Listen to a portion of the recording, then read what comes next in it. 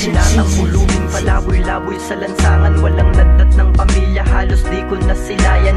Tunay na sikat ng araw at paglitaw ng buwan, dahil sa aking matang kadalasang natatakpan ng mga tubig. Sa tuwing nagdadamdam ng mag-isa, kung ba't nabuhay sa lansangang walang ama't ina, pilit kinakabisa lahat ng tanaw na daan. Panandali ang huminto nang di sadyang mapakinggan ang isang tinig ng himig na siyang tanging dahilan kung ba't ako nandito sa di ko nais puntahan. Tila inakay ng boses hanggang sa mapagtanungan, isang lalaking hardinerong nasa halamanan, tinuro ang tamang daan, ngunit mata ay nanlilisik. Walang bukang bibig, nakayuko ng tumahimik, nang masilayan ko ang babae sa pag-akyat sa hagdanan ng simbahan ay nalinawan sa lahat. Tinig mo lang ang sakin ay nagdala nang tanungin ko siya, bakit hindi nagsalita nang ituro kanya sakin parang may kaba. Ngunit nagbago ang lahat nang masilayan ka.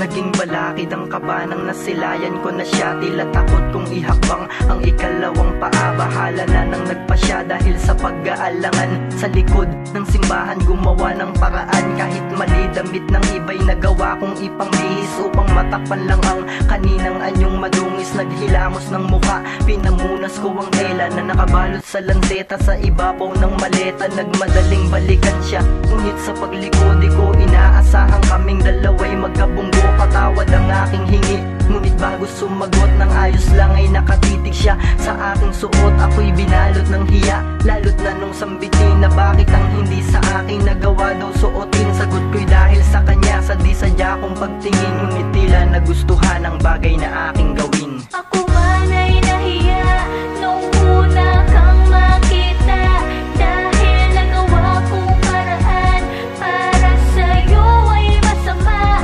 Ngunit di mo pinansin, bagkus ito'y gusto mo rin. Tama nang maiparating ang aking pagtingin.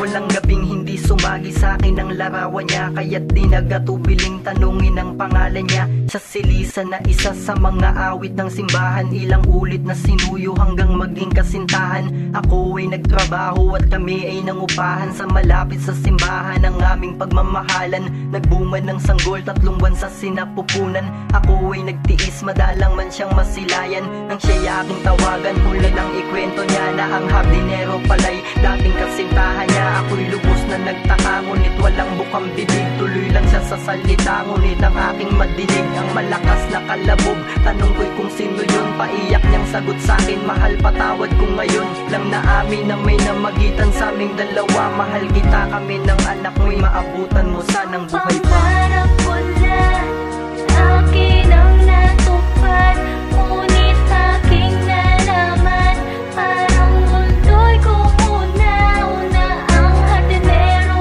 pala ay dati mong kabiyak, mabutan kang buhay pa, parang hindi ko natiyak.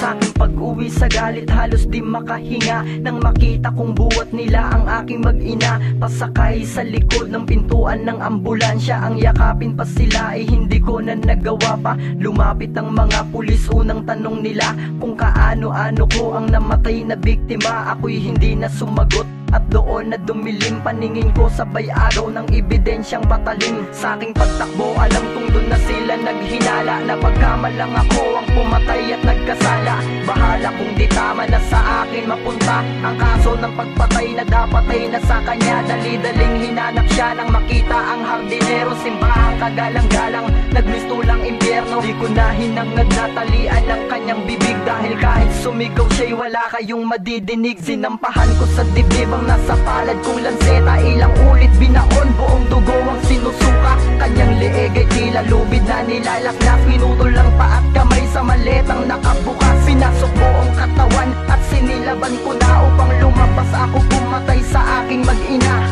malibang pumatay ng pumatay sa nagpabago ng buhay ko. Tanong anong mali sa nagawa ko,